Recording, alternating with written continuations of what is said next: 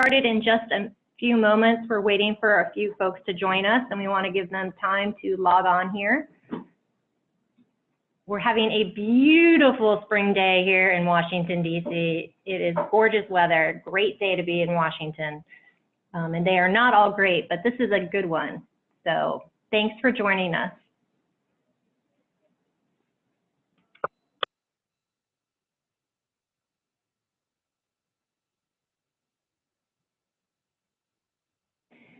So while we're waiting to get started, I do want to let everybody know that the slides are going to be available on the EHIE website. That's ehiedc.org. And we will try to get to all of your questions today. If we aren't able to get to your questions, we will follow up with you afterwards. I want to encourage everybody to check out the EHIE website, ehiedc.org. We've got a wonderful resource center, which is full of reports, blogs, videos, interviews, all sorts of resources free to the public all around innovation and technology. With this issue particularly, we have a ton of resources around best practices in sharing behavioral health data and chronic care management. We've done a lot of work over the last 18 years, so encourage everybody to check out the website and take advantage of those materials. Claudia, why don't we go ahead and get through some of these introductory slides while we're waiting. I see people are still joining us, but let's go ahead and get through some of the introductory pieces if we could. So again, I'm Jen Kovich-Bordnick, the CEO of the eHealth Initiative, and we have a fabulous agenda for you today. Really a stellar group of folks are joining us. Audrey Smith, who's the legislative assistant to Senator Joe Manchin. We had hoped Senator Manchin would be with us today, but he is taking a vote. So Audrey is wonderful and gracious enough to join us, which we're really thrilled about. And she's got a lot of new insights and going to talk about some new legislation with us in a few moments. Then we're going to hear from Todd Rogow, who is the brand new president and CEO of Healthix. We're really excited to have him here. And they are doing some really wonderful things around 42 CFR Part 2 behavioral health with data, their health information exchange. So Todd's going to share that information with us as well. And then very excited that Al Kinel and Morgan Honea, who are two eHealth Initiative members, two great executives who have been working with us for the last really, I want to say more than 12 months, really last few years, looking at the business case for health information technology, and led a number of work group efforts last year, and they're going to share some of their findings from the last, from 2018 that they developed. Really great work as well. So why don't we go ahead and get into the next slide here, just a couple more housekeeping items here. So everybody is on mute right now. Please, if you have a question, go through the Q&A box. There's two boxes at the bottom there. There's a Q&A box and a chat box. The Q&A box is where we want you to put in your questions for the speakers. If your questions go in the Q&A box, we will get to them. If they go in the chat box, we will probably not get to them. So if you have any technical issues, feel free to use the chat box for that. If you have questions for the speakers, please put those in the Q&A box. Again, all slides are going to be available on the EHIE resource page, ehiedc.org. Our mission, for those of you who don't know, is really convene executives from every stakeholder group in healthcare. We identify best practices for how to transform healthcare delivery. And as I mentioned, we have a lot of them available on our website at ehiedc.org. We've done a lot of significant work over the last 18, 19 years. We're coming up on our 19th year here in Washington, D.C. We promote, assess, educate, and influence in all different areas related to health information technology and innovation. We worked on everything from e-prescribing to meaningful use to 21st century cures to remote monitoring. Privacy is a key issue as well. And this is just kind of an example of some of the different areas that we work within. Our current areas of focus this year, which shouldn't be a surprise to anybody, which are hopefully your areas as well and priorities, value-based care and cost transparency. We're taking a really close look at price transparency and what we can do to help enable that and address some of the challenges and issues around transparency. We're taking an in-depth look at interoperability and understanding FHIR, APIs, and DaVinci. There's a lot of confusion about kind of what those things are and understanding them in plain English and what that means for a lot of folks in the healthcare sectors. If you're not a technical expert, we're going to try to help you figure out what that all means and put it all together for you.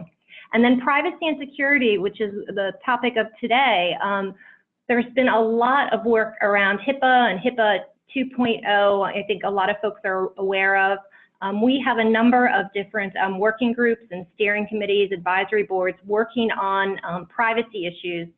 We've been trying to educate people on Capitol Hill as well around these issues, and have taken a really deep interest in this 42 CFR and other areas that we're going to talk about today.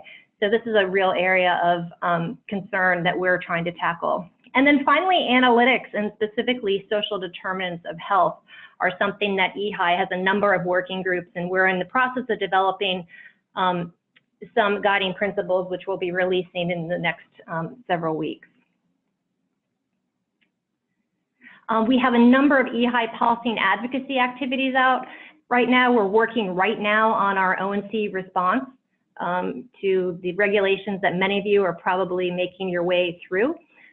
We have been on Capitol Hill a lot significantly lately, and the most exciting thing I wanted to share today is our release today of our new EHI Policy Guy blog with guest starring Mark Siegel, who has graciously agreed to help us with our blog. So this is a great thing. You're going to see this out today, and I encourage you to read it and really be interested in your responses and your comments and thoughts there. And that's some of our members. Link to our resource center. And we're going to dive in now with Audrey Smith, who's the LA for Senator Joe Manchin. She's going to give us some of her insights into the opioid crisis and the Legacy Act and 42 CFR. So Audrey, do you want to get started? And again, if anybody has questions for Audrey, put them through the Q&A box. Thanks. Go ahead, Audrey. Thank you, and thank you very much for inviting us to, me to speak today to talk a little bit about our work and what we're trying to do specifically in regards to privacy and 42 CFR Part 2. As I'm sure you're all aware, the opioid epidemic has been sweeping the nation. We're at about 70,000 overdose deaths in 2017. 40,000 of those, about 2/3, are directly from opioids. And West Virginia is the hardest hit state.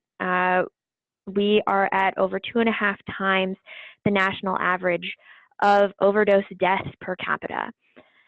Due to that, the senator has been very focused on how best we can address this issue to reduce deaths and to try and have better prescribing practices and overall less opioids on our markets and killing our people. What was brought to us a few years ago was a case of a young woman named Jessica Grubb in West Virginia. She was a runner and a recovering addict. She had a sports injury and had to have surgery. When she went in for her surgery, she told her doctors that she was an addict and not to prescribe her opioids and to be careful with her practice. However, the hospitalist, while prescribing her after her surgery, didn't have that information and ended up prescribing her 50 oxycodone pills, and she overdosed and passed away. Her family reached out to our office and said this was an incredibly preventable death and shouldn't ever happen again. So we did some digging into what actually caused this, how could we best address this, and it came to our attention that substance use disorders and her history were protected under 42 CFR Part 2. And if in fact the intake doctor wanted to put her history of addiction on her electronic health record, could have been in violation of that. So we authored the legislation, the Legacy Act, Protecting Jessica Grubb's Legacy Act, to better align these provisions to reduce the barriers and allow medical professionals to access this information to better coordinate their care for the patients with substance use disorders. Now, we introduced it last Congress, and it actually passed the House with an overwhelming vote of 357 votes for the legislation, and it did not see any movement in the Senate last year, but we're hoping to see it move this year. To also address this issue, we've passed into law another piece of legislation called Jesse's Law, which would actually direct ACOs and hospitals to develop a best practices standards for sharing that information, especially if patients provide their consent to discuss their history of opioid addiction or substance abuse disorder. I know that we've received some concern, and this was one of Jesse's main concerns for sharing her substance use disorder, that she would receive inferior treatment due to prejudice against those suffering from substance use disorder. However, especially in Jesse's case, if they are willing to give their consent to share their history, to receive proper treatment, and so they can be properly prescribed medication post-surgery, we believe that those best practices should be in order for those prescribing doctors. So the pharmacists, when administering the prescriptions, would be able to look at a record and ensure that a patient is getting the proper prescription. Since legislation is slow moving and concerns with privacy still exist, we have also been working with the Substance Abuse and Mental Health Services Administration, SAMHSA, and the Department of Health and Human Services to start rulemaking and to address the 42 CFR Part 2 requirements on limiting the use of disclosure of patients' substance use records. The Secretary, Alex Azar, and SAMHSA have all indicated interest in initiating rulemaking and in improving that care coordination for substance use disorder and for those patient privacy records. However, they do say that we need to have a statutory change to better align these records with HIPAA. And I know you all are later going to discuss HIPAA 2.0, but we do believe that this 42 CFR Part 2 does need to be updated so that we can prevent a future death like Jessica Grubbs. The Senator has been working tirelessly on this legislation and on Jesse's Law, and we sent our letter to HHS just back in March, signed by a bipartisan group of senators, and we reintroduced the Protecting Jessica Grubbs Legacy Act about a few weeks ago, and if you all actually want to look that up, that's going to be Senate Bill 1012. And we are hoping to be able to get further movement this year in committee to update this regulation, to update this law, to make sure that we don't have another death like Jesse's. And we've worked very closely with our health policy advisors within the state and with the Grubb family to see exactly what happened with her. And it was just a direct case of her history not being on her health record. And it was an unfortunate incident and very fixable. And so on the legislative front, we're trying to figure out what all and what best we can do to fix this problem and to hear from all of you who work in this space on what you also see as best practices to prevent future deaths and future issues. That's kind of a broad overview of our legislation, and I'm more than happy to share any of the information, our letter, what we're hoping to see come out of HHS, and our legislation with anyone if you're interested. But with that, I'm happy to take any questions. Thank you so much, Audrey. And this is a really important initiative and legislation, and we're glad that the senator is working on this. I know it hasn't passed in the, there's been pushback in the past because of privacy concerns, and I'm curious, what are your thoughts in terms of how have those been addressed, and what are we doing differently this year that we think we might get more movement on it? Thank you. That's a good question. Yeah, so we've been addressing specifically in regards to the consent issue. Originally, we were trying to go for a broader set of individuals who would be able to provide consent.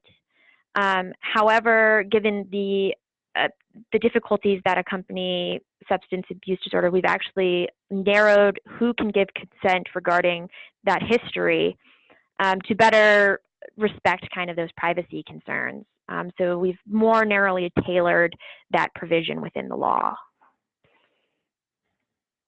And what do you think the timeline is in terms of moving it forward, or maybe getting a vote in committee? Yeah, so that's more difficult to answer. With the, specifically on the House side, since the committees have all new chairmans, they have new agendas, and I think this has been bumped a little bit further down their on their list of priorities. So I think we're looking at an even longer timeline from last Congress. What can we do, I guess? What can eHealth Initiative do, and what can other organizations do to help get the Jessica Grubbs Legacy Act passed? Education. One of the things that we work very hard on is talking to our colleagues in other offices on what this would mean. How does 42 CFR Part 2 differ from HIPAA? What would it mean to better align to HIPAA? Would this actually have any unintended consequences with those with SUD? And just discussing about how this would not cause inferior or worse treatment for those with SUD, but it would actually improve treatment for those with substance use disorder, and how with that narrowed consent, they have to still agree, their medical records are still protected, and it's just providing that education to all of our lawmakers across Capitol Hill on what this actually means and how this will affect patients. That's really important. Yeah, I mean, if there's anything else that we could do, if you have educational materials, I know you mentioned some. Claudia, maybe we can distribute those. Sure. Yeah, that would be great, Audrey. I did hear that the link that you suggested wasn't working. Is that, I don't know whether it was typed in incorrectly, but can you please repeat that link? The link, the Senate bill is Senate Bill 1012. You can go to congress.gov and look at the legislation. I'm also happy to share a link to the legislation directly and some of the materials we have on this legislation. And then one more follow-up, if we could, Audrey. Can you give us any details on what the narrowed consent actually looks like? Specifically, we're looking at the patient has to give consent. Originally, what had been asked and what we had been looking at is allowing family members or parents to be able to provide that consent as well, because that came out of the issue where those with substance use disorder have concerns that they won't be receiving adequate treatment, because that was Jessie's concern in the initial stages, and her parents convinced her to actually share her history with her doctors, which she did. But so it's just kind of providing those protections. I think we also added in some anti-discriminatory language, so doctors can't discriminate against patients with SUD. So that was added, and then just a couple of technical changes from last Congress. And is this something that would, I guess, flow across the patient's medical record? Because I'm just thinking if a patient gives consent maybe to their primary care doctor, if anything happens to me, or are you thinking just in terms of elective procedures before you go in the hospital? So our intent was to get this in the EHR, in the electronic health record, to flow across the care continuum. due to the fact that that was originally identified as the issue with Jesse. Yeah. Well, that's great. So would it rest with the providers, I guess, and their EHR? So the home would be within like the PCP EHR or with the hospital's EHR, or? So it's primarily aimed at hospitals and ACOs. I would have to look at directly how that interaction between the PCP would work, but this is primarily aimed at EHRs in the hospital. So when you go in for an outpatient or inpatient procedure. Well, that's great. I mean, it sounds like a really good first step, and really glad that you guys are doing this. Thank you so much. Absolutely, and we're hopeful that HHS will move along with initiating rulemaking to at least move part of the way and to actually enact our very similarly titled Jesse's Law from last year, which put in those requirements that hospitals and ACOs need to develop best practices if somebody has that continued consent to ensure that that prescribing doctor is able to try and make sure that it's flagged. An issue with substance use disorder is better flagged for those providers. Right. Well, thank you so much, Audrey. This is so important. And as I said before, if there's anything else we can do to support you, please let us know. And we hope to watch this move forward. Thank you. Us as well. We're very hopeful, and we have an even longer list of co-sponsors this year. So and it's a very strong bipartisan list, and we're just hoping to move it through both houses this year. That's fantastic. Thank you so much. And I know we have a couple of other questions, so I'm probably going to send you some of these comments, Audrey, just offline, because I know we have to move on. But thank you again so much for joining us. I really appreciate it. Absolutely. Okay. All right. Well, that was really a great way to start off. And now we're going to move on to Todd. Welcome, Todd, who's the president and CEO of Healthix, who's going to be talking about best practices and right along the same lines here. Great, thank you. Good afternoon, everyone. So let's jump right in. So I'm going to try to time myself, so I've got 10 minutes here to get through some slides. So Healthix, we're the largest public HIE in the nation. We cover really 28 million identities in our system. 17 million of those have been patients that have had activity over the last 2 years. Let's go to the next slide here. In New York, there are several HIE type organizations. There are actually 7 of them today. So we're the one that covers, we're down in the New York City and Long Island. We cover those territories, but the Bronx does have their own HIE, and NYSIG has a few hospital systems on Long Island. Next slide. So our core services, just to put it in context, we have a patient record search capability. So we aggregate data, we make that available in a clinical portal for clinicians. We have clinical alerts. These are real-time alerts that get sent out 24/7, 365. We also provide clinical summary documents. So we do a lot of data, pushing of data out into EHRs directly. So those go out in various forms, CCD, CCDA, and we even do discharge summaries, et cetera, that we push out. And then we also offer predictive analytics. So we do leverage that data in other services that we offer. Let's go to the next slide. So just a quick summary here as well, the types of data that we do manage. And right front and center, at the very last item on the list, you see the 42 CFR Part 2.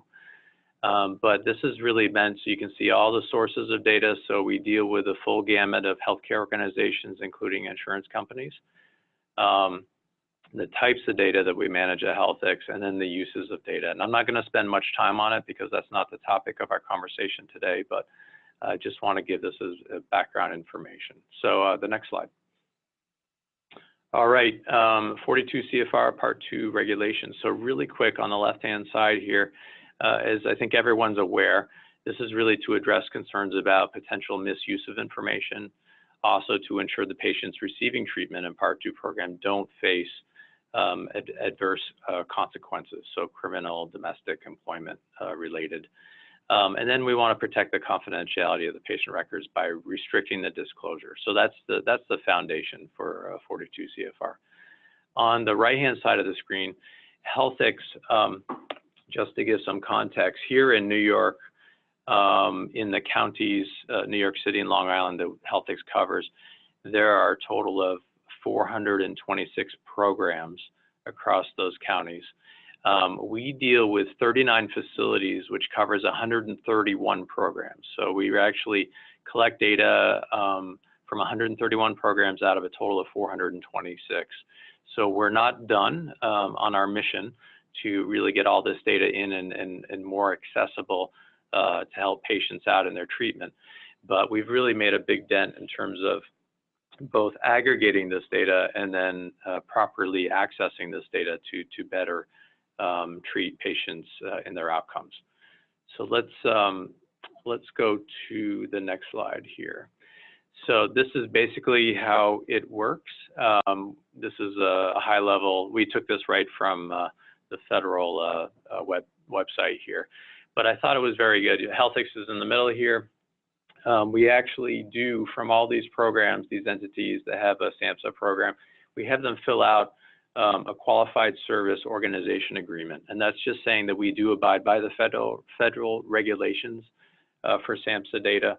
And we want to know that data, or want them to realize that we're tracking that data specifically and managing it on their behalf as an HIE. And then with our consent, which I'll go to in a second, you can see, depending upon the patient's consent, different doctors at different organizations can or cannot have access to that data. So I'll go into our consent policy next, because that's really the crux of things. All right, and then before I get into consent, it is important, we do take careful steps that we've incorporated into our process at Healthix to really make sure we're managing this data properly. So during what we call our onboarding process, which is our working with the organization to bring in their clinical data, we properly identify them as a 42 CFR Part 2 program or the whole entity, and we mark that data. We obtain this, it's really just a one-page agreement or contract, the Qualified Service Organization Agreement.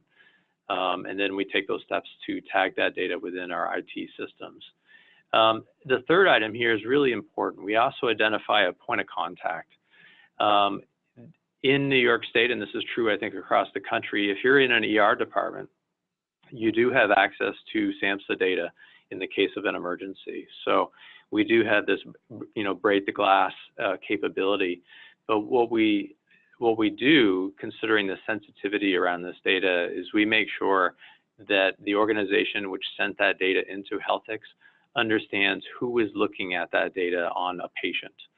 So every week we send out reports to these organizations who are feeding us the data to let them know how that data is being accessed. So they are kept in the communication loop on how that data is being leveraged. So that's a really important piece we put in place here. Go to the next slide. So our consent model is a little bit more complex than some states across the US. So we're not what we call an opt-out state, and we're not an opt-in state. We're kind of in the middle. So what that means is Healthix as an HIE, as well as the other HIEs, can collect all of this data with no consent granted. So all the patient data does get collected by Healthix. From a hospital standpoint, it's actually a requirement. It's a mandatory requirement from the Department of Health. And for those other participants in Healthix, it isn't a requirement, but it is something that we do not need patient consent to collect. Where patient consent really comes into play is if you want to access that clinical information. So if you want to look up Todd Rogow's record, you do need to give the doctor's organization the consent. So right from you, the patient, I give my consent to Hospital A. Now every doctor, clinician within that hospital can access my clinical records from all the data sources provided to Healthix. That includes SAMHSA. It also includes OMH and OPWTDD, and those are both the Office of Mental Health and Office for People with developmental disabilities. So we kind of cover all three of those. So you get the part, and right here you can see highlighted in the background of green, making that data available. So with the patient's consent of a grant, which is a positive consent, all of that information is available and the patient's fully aware of it, and it does go out to organizations. Now we do, here in New York, we are a little bit stricter than HIPAA uses of data. So HIPAA does set the groundwork for, payment, treatment, and operational reasons. Healthix as an HIE, we are very focused on treatment, so there's overlap there, but care coordination and quality improvement. So it's a little bit more strict on how that data can be used. It's not fully for operations, and it can't be used for payment at all in New York State. So a little bit of difference there from about what we do. Let's go over from grant. You'll see the third column over is emergency only, so that's another way, and I already mentioned the audit side of that. So people who do send us the data, they are given that awareness, how their data is being leveraged. Deny is a no across the board. So if the patient said, I don't want any of my data shared, that exists within New York State, and we will not share it. We still collect it all, but it can't be shared with any healthcare or insurance organization. And then undecided. So undecided, we still have those who have really no consent on file. There is that emergency scenario. So in that scenario, it can be accessed, and that really does follow the guidelines and rules, both federal and state, in terms of how the HIE can manage that data. All right, let's go to the next slide here. So break the glass, I just put a little visual in really quickly to kind of show you, we do provide a lot of awareness. So as you go into a patient's record that we do know contains sensitive data, 42 CFR as well as the other two programs I mentioned, we do highlight to that user that this data is available. So we allow them to break the glass, and what comes with that is the audit capability that's identified. So here's a visual of that. Next slide. All right, and then we're into questions. So I barely came in under 10 minutes. I'm feeling pretty good about it. You're great. And actually, we have a few questions if we can run through them. Is that okay? Absolutely. Okay. First one, would you be willing to share your QSOA? Oh, yes. It's not a problem. It's a one-page legal document. I'm more than happy to share that with everyone. Super. Claudia, maybe we could get that and distribute that.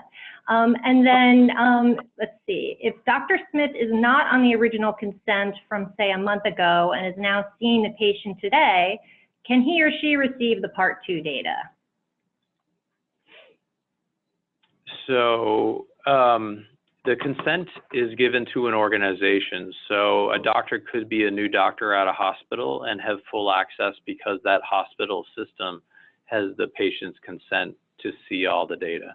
Now, if it's a solo doc practice, then the answer would be no. That doctor would have to ask for that patient's consent at that moment before they actually receive full access to the data. So it's really organizationally based. It's really organizationally based, yeah. Okay. How do you deal with protected data that's commingled with non-protected data? So data that's from maybe a multi-specialty practice that has behavioral health data or substance abuse? We're pretty conservative on this front. So we try to work with the organization to properly identify that data by a department or even by a floor. If they're in a hospital situation where they can do that. But if the system that they use, their EHR, is not capable of tagging the data to that level of being specific, we actually block the whole organization and treat the whole organization as sensitive.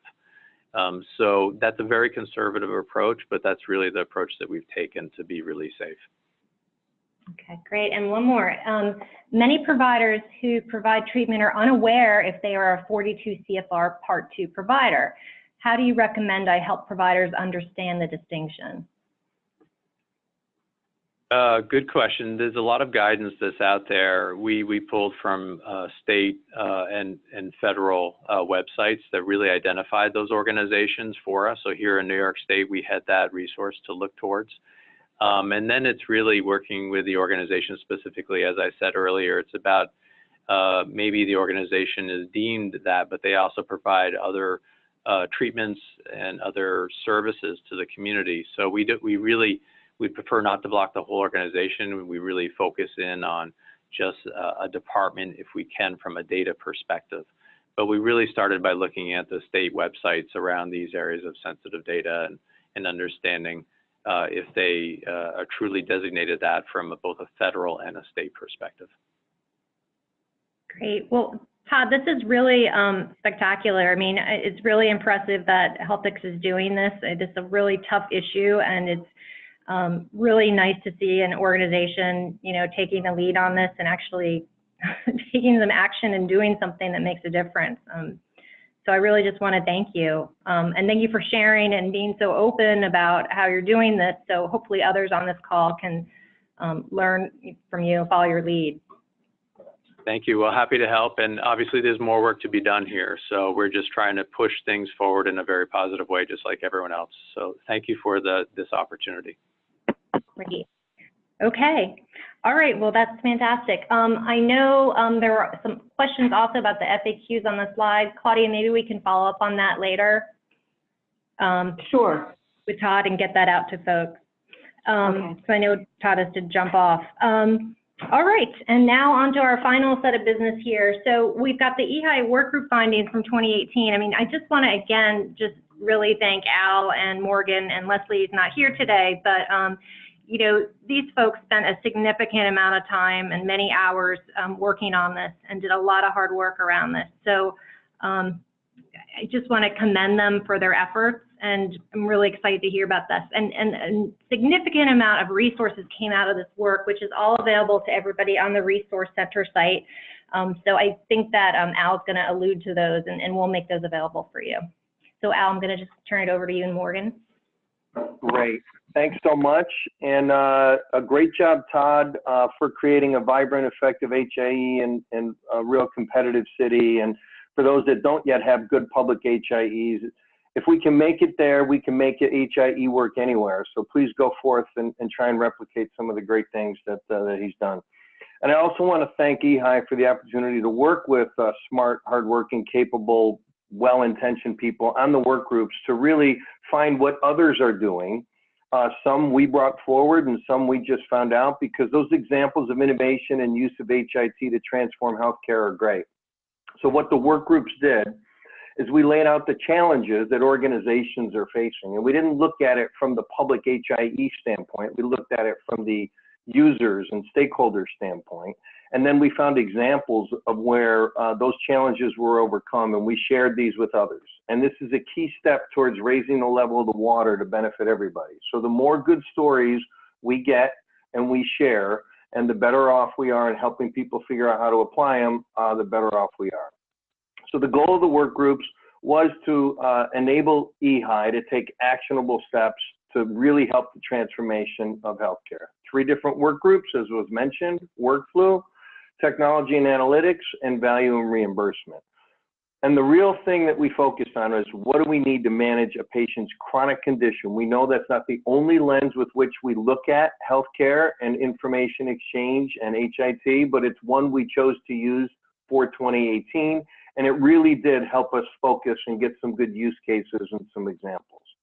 So you can go to the next slide, Claudia. So our mission was to really promote those best practices related to helping with chronic conditions. So we identified some partners to assist with promoting. We developed tools and resources to help educate others. On the policy front, identified areas where some policy aspects needed to be addressed, whether it was on privacy and security or other aspects of it. And then helping educate communities and regions about these best practices, the most important part of it. Go ahead. And so hang here just for a second. The deliverables are, we did research and identified best practices of the approaches and the workflow and the technology to accomplish these objectives, identified resources, including the economics and business models, the different types of data sharing agreements, organizational models, and communications guides.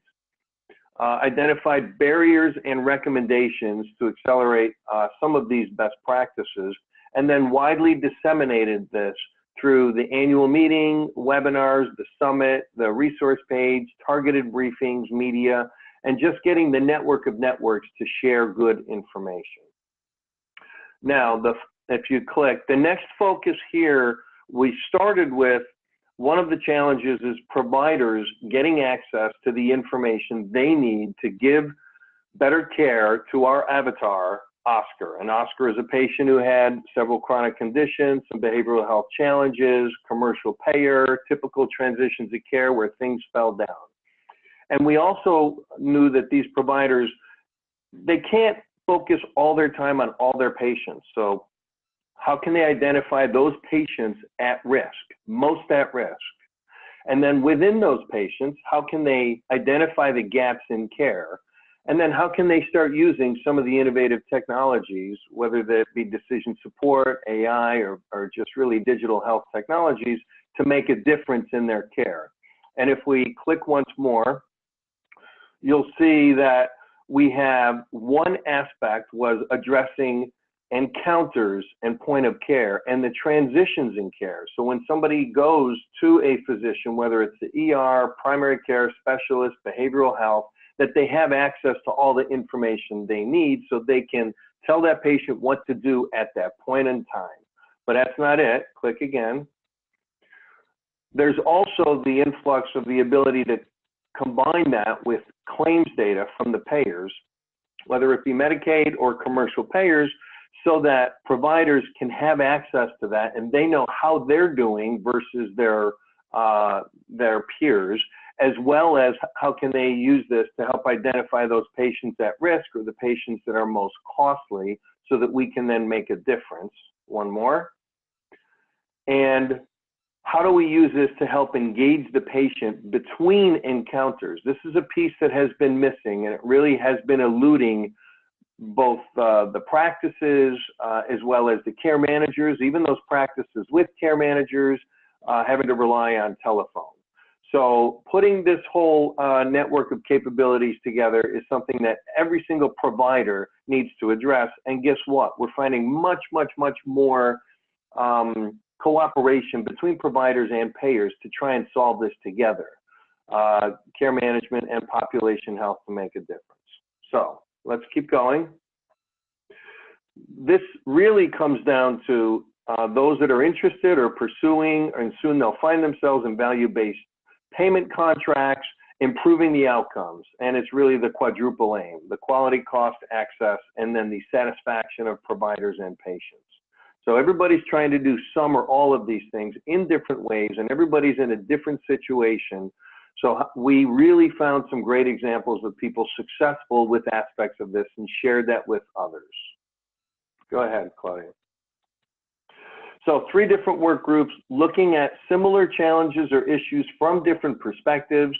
We shared speakers, we shared presentations, we shared notes and findings, and you'll see some of the outcomes here today, all around chronic care management. So the discussions that we've had included HL7's Da Vinci, which is really trying to unlock the payer-provider use cases and use FHIR to make a difference in sharing information. And some of the use cases that it's addressing are things like prior auth and alerts and transitions and risk-based contracting and having a combination of get the data and some templates and implementation guidelines to use it. We had health system interop best practices, that it's not a single thread to establish connectivity, but rather creating a quilt of many different fabrics and many different threads using local RIOs, private HIEs, care equality, direct, and now FHIR. None of them individually. There's no silver bullet in this space. Everybody has to use what's appropriate for them. Medicaid ACO. So necessity is the mother of invention, and we had a safety net organization that really was able to improve outcomes and reduce costs with the use of IT. Some very good examples of disease care and the use of quality measurement for chronic care management. The remote monitoring is really a new space, and different payment models are really helping providers keep in touch with their patients between encounters, and elevating patient engagement by things like open notes, you may or may not be aware of it, education, patient-generated health data, the impacts on workflow, telehealth, all the things that really make a difference. And then some really good examples of very pointed, specific AI for particular diseases. We shared one on atrial fibrillation. There are many others that are coming like a tidal wave. We have to be prepared to figure out how to use them for those diseases. Behavioral health and social determinants of health really exploding.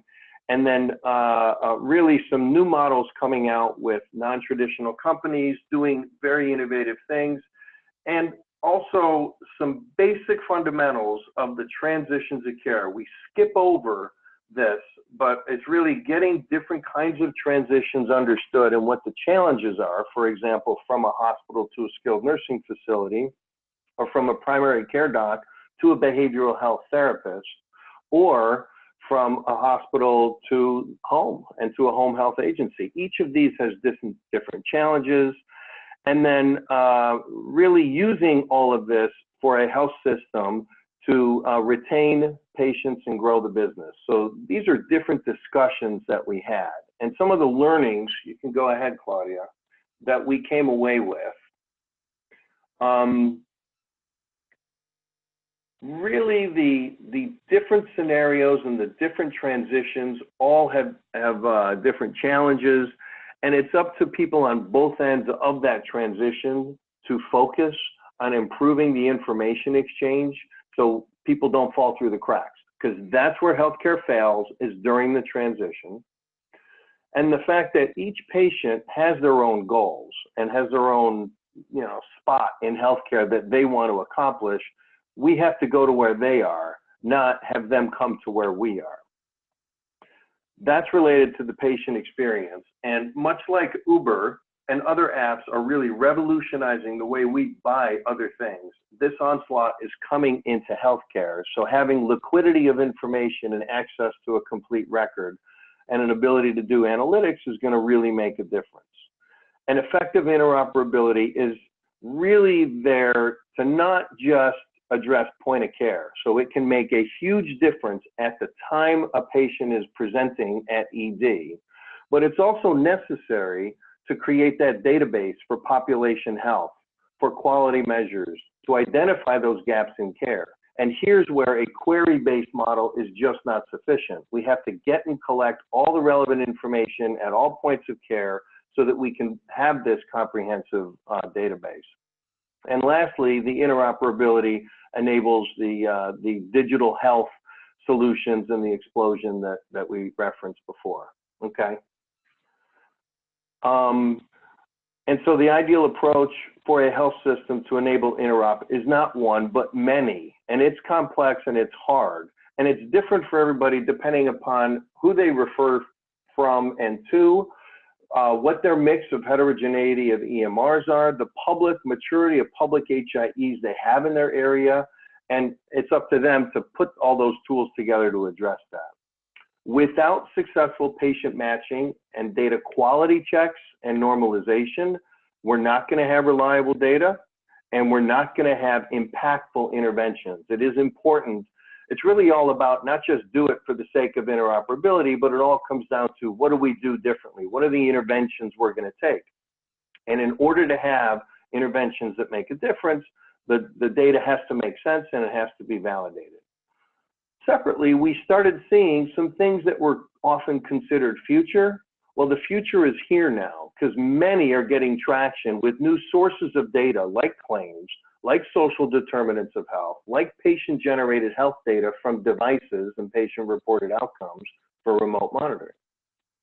People are also starting to get traction in utilizing the holistic records that we have, finally, for more effective care management, more effective patient engagement, and a large number of insightful clinical decision support tools that are out there. And lastly, thank God we're starting to see better and more integration between payers and the managed care organizations, because it doesn't make sense that care management be done by the provider and the payer, both having separate efforts to chase the data. The data chase is so wasteful and costly and time consuming.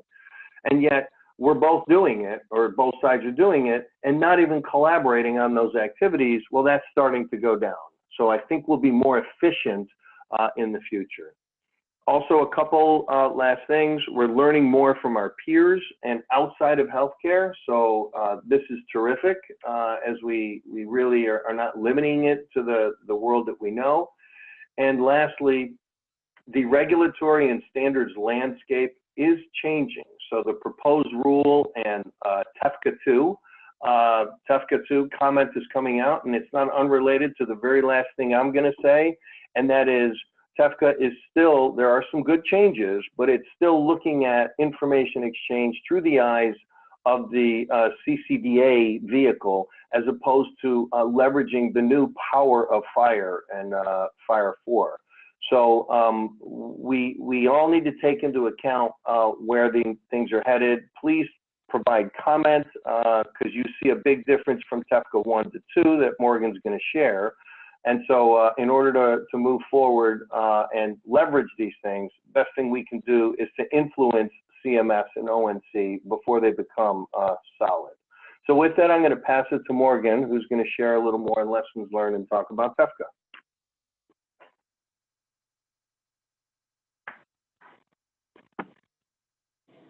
You with us, Morgan? Unmute yourself. Morgan? We'll keep going. Well, value-based payment, and send a signal, Morgan, if you come on. But in the meantime, I'll just keep going. Oh, there he is. Can you hear me, Al? Okay, sorry, Yes, I had a series of mutes and unmutes. So I would just reiterate Al's appreciation to everyone who participated in our work group over the last year. Some really great information from a lot of very diverse groups. I want to save some time for questions, so if you wouldn't mind, Claudia, can we just skip to the TEFCA slides? So we thought that it would be incredibly timely to focus on TEFCA, and as Al mentioned, the proposed rules coming from CMS and ONC, because it really is getting, those rules are all focused on exactly what all three of our work groups kind of coalesced around this year, is that access to data, consistent standards across how data is shared and exchanged, and then ultimately, how do we engage that patient in between their transitions of care? Really, there needs to be a technical and policy approach to how we achieve that functionality. Just in the last 2 weeks, I'm sure everyone has been aware of the fact that TEFCA version 2 has come out for comment. Please, if you have thoughts or feedback, please provide those to the ONC. I believe that comments close the first week in May. But we wanted to focus on a couple of really different updates to what TEFCA 1 versus 2 has focused on. Some of the principles that we think are great philosophically, standardization of data and transmission mechanisms, transparency and how data is exchanged, cooperation and non-discriminatory exchange of data, so not using data as leverage for different networks or competitive natures, maintaining privacy and ensure patient safety, obviously a critical component. And then this last one is enable access to electronic health information across the continuum. Okay, Claudia, can you move forward? So I want to highlight a couple of things that changed from V1 to V2 in case you haven't taken the time to read it. The payer role in version 2 has been refined, specifically to focus on to utilization review, and then also quality and planning. So this is a much smaller scope than what we saw in version 1. And then we also saw an expansion of the patient access. This is also important. So you see a reduction in the payer scope and an expansion in the patient scope. We also saw in version 1 was largely around query functionality, which Al talked about the limitations of that.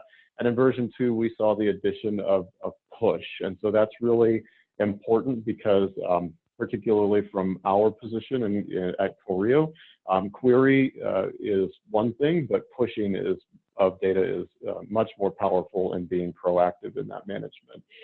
We also saw some additional information on the details around what the QHIN technical framework will be.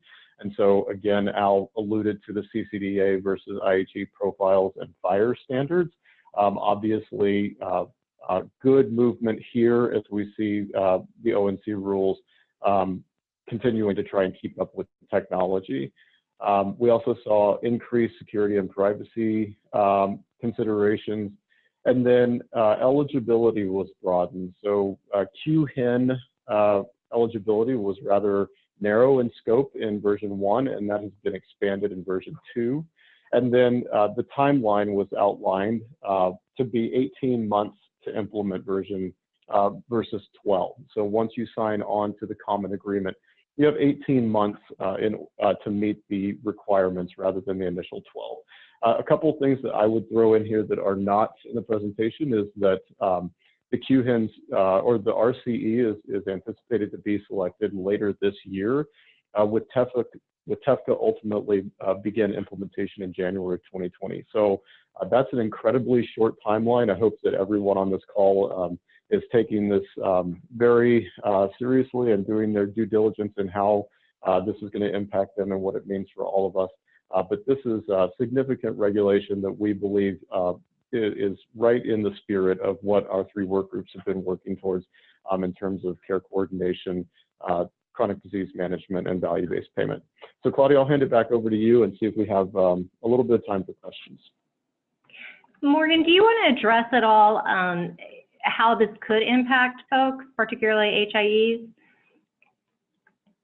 Yeah, you know, I think that as we contemplate TEFCA here from an HIE's perspective, and quite frankly, I think that as I read TEFCA and we interpret TEFCA, what applies to HIEs is going to apply to many healthcare providers and EMR and other vendors. And that is also moving in concert with the ONC proposed data blocking rules.